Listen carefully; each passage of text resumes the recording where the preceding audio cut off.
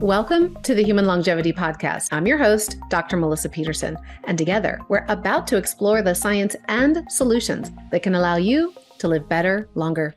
In today's episode, we're going to look at stress. We're going to kind of peel back the layers to understand, can this be a tool that we can actually use to live longer? And while I know you're going to say, but Melissa, isn't stress bad? Doesn't all the literature tell us that stress correlates with an increase in all-cause mortality, cardiovascular disease, cognitive decline, immune dysregulation, and autoimmune conditions, and so much more? While yes, there is truth in that, there's much more to the story of stress than just dysfunction and distress. So in today's episode, we're going to look at it through a more expanded lens, and we're going to find where stress can actually be a tool that we can use every single day that is effective by way of the research to slow down that rate and pace of biological aging. So we're going to learn how to really pump the brakes of distress and move into more optimal states of eustress and hormetic stress, the type of stressors that can increase our performance, our flow, our health, our hormone optimization, and so much more. But before we dive into today's episode, let's give a special thanks to our show sponsor, BrainTap.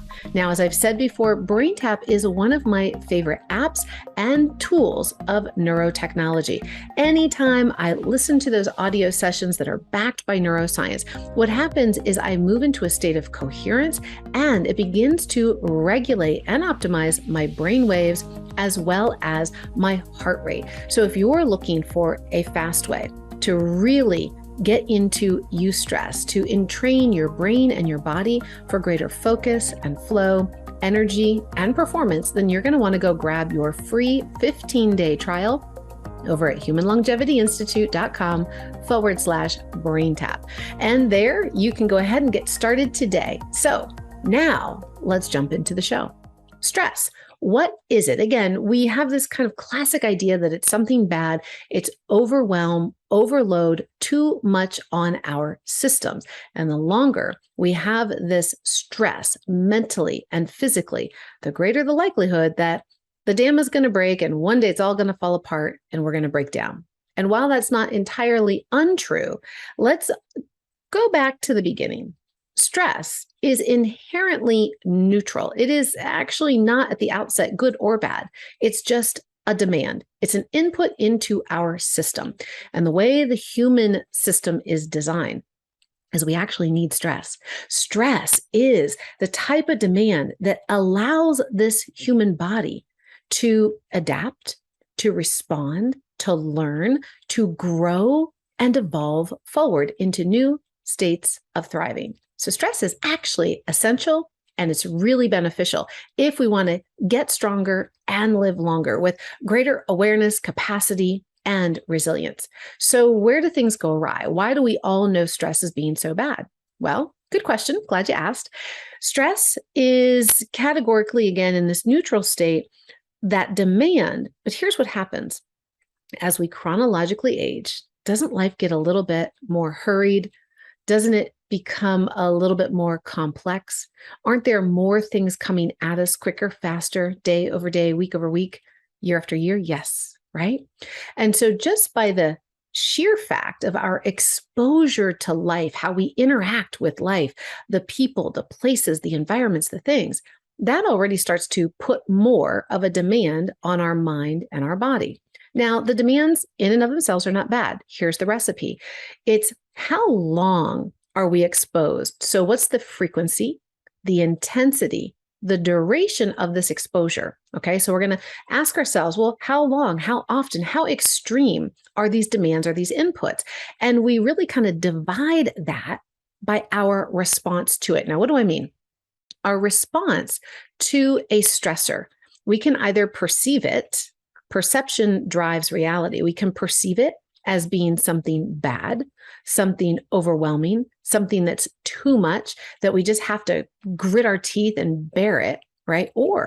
And that's distress. Literally in the research, we know that that perception that stress is bad immediately increases those stress hormones of cortisol. And we're going to come back and talk about cortisol a little bit more here in just a moment, so stay with me. On the flip side, our awareness, our response to stress can be our perception, our response to it is like, hey, there's a lot coming at me, but I'm eager, I'm curious, I'm open, like I'm going to take this on. This is a challenge that I'm saying yes to. Now, that is a different state. It's actually called eustress. So our response to what's coming at us, to the demands on our system, physically, mentally, emotionally, chemically, environmentally, it all starts to stack up. And first and foremost, based on our perception of it, will immediately inform our physiology. So if we think it's good, we're right. If we think it's bad, we're right. If we think it's bad and too much, then that again keeps that cascade of stress hormones active and accelerated, increasing day over day, accumulating like a slow drip over time. I call that keeping our foot on the gas pedal of life. There's always more, never enough. We got to try to get out in front of it and go faster and harder. Yet it catches up with us. We can never quite outrun distress, this overload. However, what we can do is we can begin to pump the brakes. And in those moments when we pump the brakes, that's having a new response to the frequency, intensity, duration of our exposure to the demands, right? So when we begin to pump the brakes, then the body begins to act and respond the way it was actually innately designed. Because here's what the body does, what it wants to do when a demand, a stressor comes into the system. Step one, it's going to recognize, oh, there's a demand here. I got to handle it, right? Two, it's going to respond. It's going to do the thing it needs to do to take care of that demand, that input, that information. Step three is going to go, whew, work done. Let me go rest. The rest is where the magic happens. It is in that rest cycle where the body is able to both integrate the learning from what it just took on. So we begin to adapt, right? We gain greater intelligence, greater exposure, greater experience, greater capacity of understanding and handling.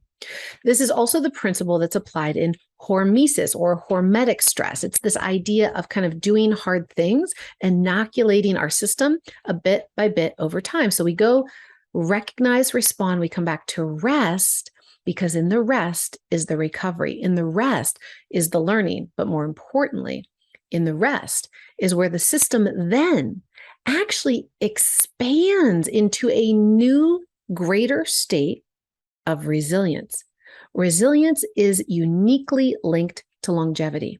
What they have found in the research of centenarians is that they have a greater state of resilience than those that are not centenarians. We know in the very definition of aging, it is a loss of resilience in the system, meaning as we chronologically age, we go out and we meet a demand. It takes longer and longer to recover from that demand. And this is an accumulation over time. So meaning if we just keep our foot on the gas pedal of life on and on and on, and we just think stress is, I'm just busy. It's just is what it is. It's just modern day life. And we continuously overload and flood our bodies with more and more and more. We don't pump the brake. We don't take rest cycles long enough. Then we never fully recover or repair. So now we're going to look at how can you begin to tell if you are overloaded or if you are recovering, if you're ready to meet the day, if you are in a dynamic and resourceful state, or if your system already needs to pump the brakes. Okay. So before we move into that, I want to give you a little awareness. So when we classically think of distress, fight or flight, the system is like ready to protect you. And so it's going to do what it needs to do to handle what's coming on it. And we need to energize the system in order to meet the demands, right? So cortisol is that hormone that's going to increase the release of glucose into the system so that you have the fuel to fight or flight with. Glucose is that fuel of our cells, the first on demand to make that ATP. So we know that's a natural response. Okay. However, if our foot's always on the gas, cortisol is staying elevated. The longer cortisol stays elevated, the more glucose is in our system, meaning the more sugar we have, the more our blood sugar stays elevated. Well, that's not good. Elevated blood sugar leads to metabolic dysregulation, increases the rate and pace of aging, leads to prediabetes, diabetes, all those things that we really don't want. Okay. So the more cortisol, the more glucose, the more insulin, the greater the likelihood of insulin resistance. So this is one of those things that we say, well, cortisol is natural. It's going to release. Yes. Cortisol is a hormone that works much like every clock in the cells of every cell of our body, We respond to this light-dark cycle, this circadian rhythm. And cortisol is a hormone that is paired into this circadian rhythm. It rises with the sun in the morning so that it raises us out of bed, increases our heart rate, our blood pressure, gets our blood pumping, gets us energized so we're ready to meet the day. Beautiful. And then it is supposed to lower, starting in the afternoon, coming all the way down, setting with the sun at its lowest point between 10 p.m. and 2 a.m. That's when ideally we should be in bed, right? Primitive cultures, they are just living by the natural light cycles. We don't have all this artificial blue light constantly bombarding our brain, dysregulating those clocks. So what does this lead to? It leads to everything from insomnia and sleep difficulties, right? It leads to a constant state of agitation because our systems are not powering down. They're staying in this ready state. These hormones are staying elevated too long.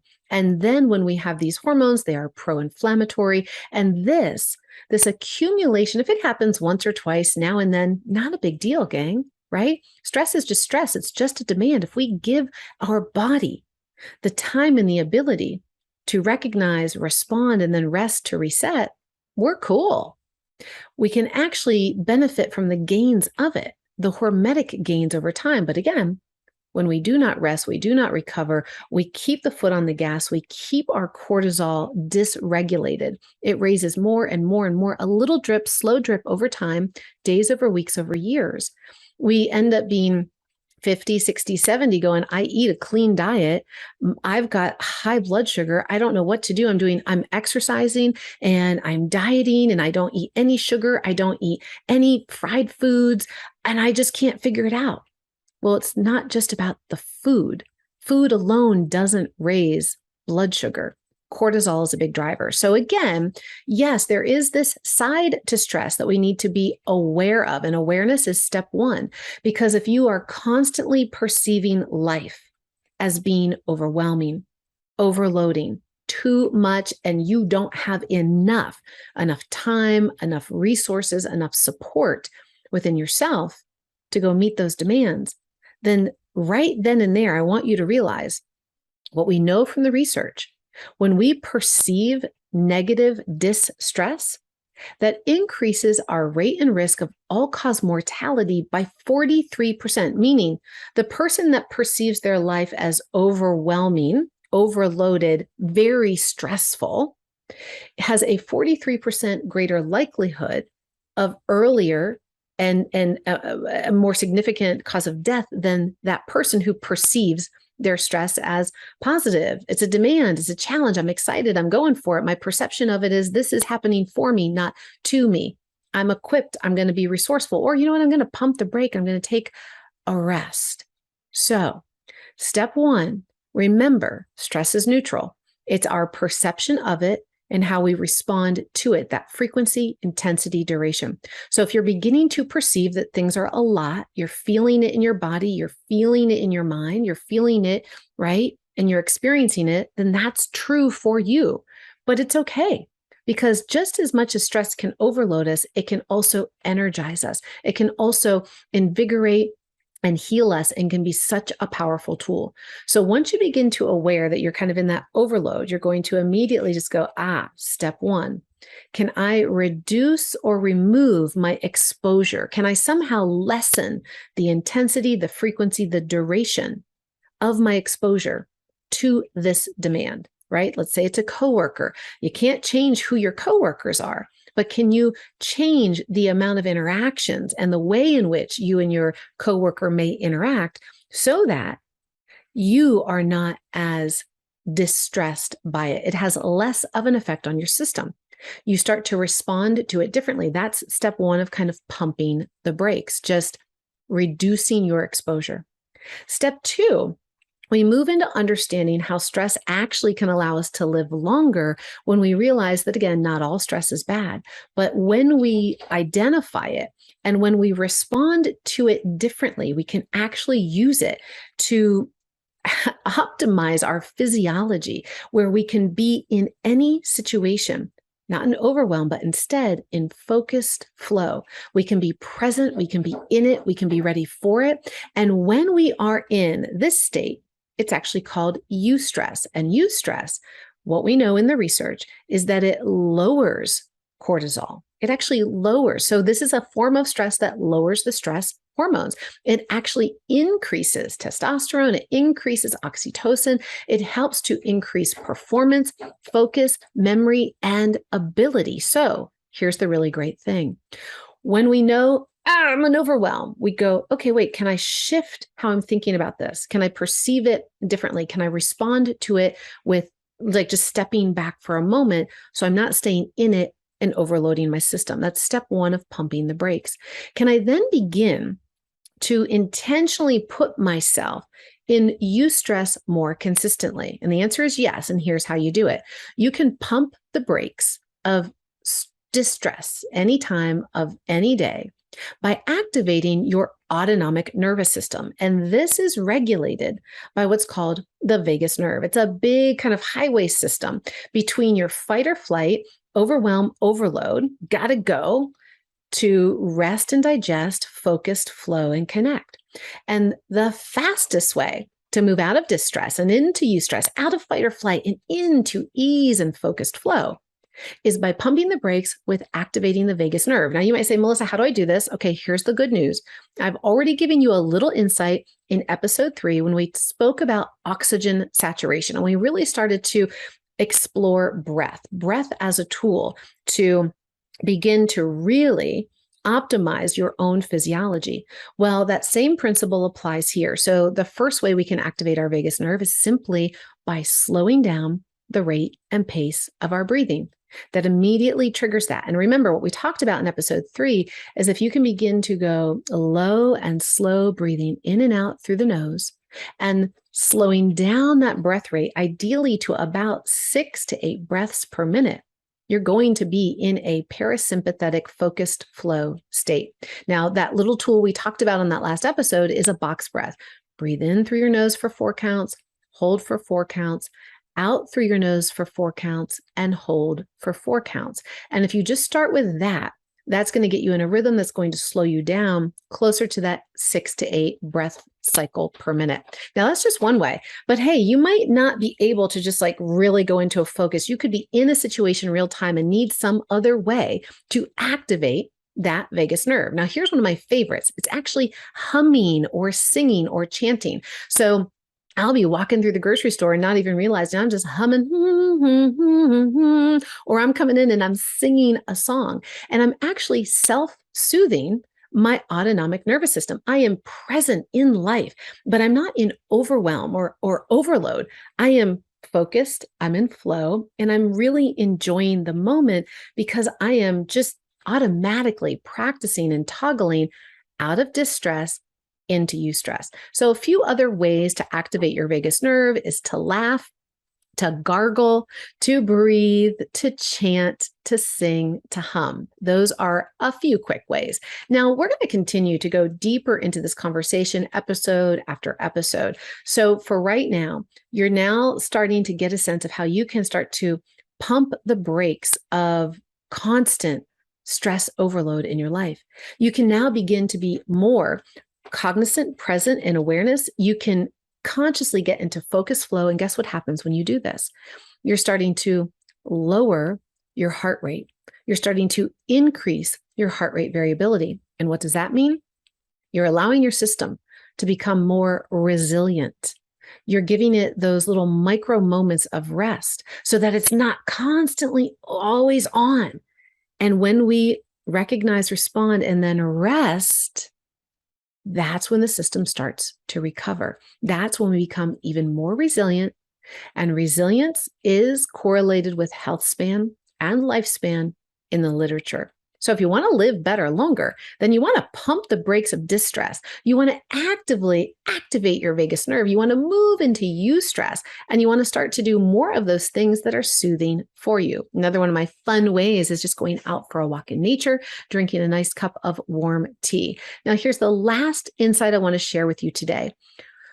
You may not know, Melissa, how do I know? I mean, I think I'm fine, but am I? You truly may not know, and that's fair. So that's when I like to, if you're really not quite tuned in, then simply by just going, am I feeling tense? Am I feeling like I'm breathing short and shallow and tight? Do I feel like I am kind of under pressure? Well, that's already going to give you an awareness that yes, something's going on. But more specifically, we can go to our objective measurements. We can look at biomarkers and biometrics. Step one, our heart rate. Now, you can use wearable technology for any of this, but you don't need wearable technology. You can simply take your fingers, put it on your wrist, check your pulse, or put it on right at that carotid artery. Count for 60 seconds. What's your resting heart rate? Or count for 30 seconds and multiply it by 2. You ideally want your resting heart rate 64 or lower. For every 4 beats above 64, we start to increase that rate and risk of cardiovascular disease and then increase the rate and risk of all-cause mortality. And that's not going to help us live better longer. We want to reverse that. So here's the deal. It's okay if you wake up and your heart rate's at 75. It's just simply feedback. Do not freak out. It's just feedback. It's information that you can go, okay, my system is revving a little high. It's ramped up and ready to go. So in a situation where your body is already, your heart rate's a little accelerated, step one in the morning, if you are a caffeine drinker, wait at least 1 hour because cortisol is naturally rising. And if we pour caffeine onto that fire, we're going to make it go even higher, meaning you're going to keep bumping up these hormones, that glucose levels, this dysregulation that's going to amp your system up even more. So start with water, hydrate those cells, put a little Himalayan sea salt in there so you get those rich minerals so that they can actually bring those nutrients into the cell. So your cell will be more metabolically active, more able to respond and handle these stressors, okay, and metabolize what's going on, produce the energy so that you're ready for the day without needing to jack up cortisol.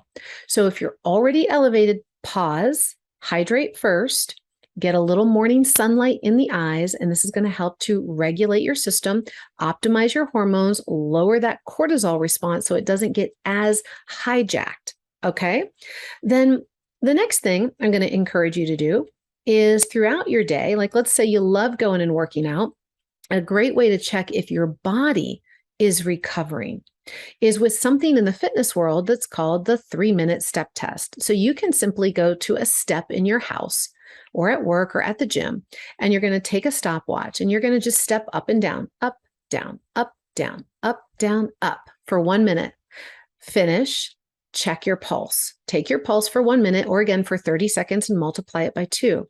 Then walk around for 1 minute. Slow down that rate and pace of breathing. Don't fully sit down and just gently walk around. Breathe in and out through the nose, right? Slowing it down. And then after 1 minute, check your pulse again. And you're going to count that. And then what's going to happen is you should have lowered that by 10% or more.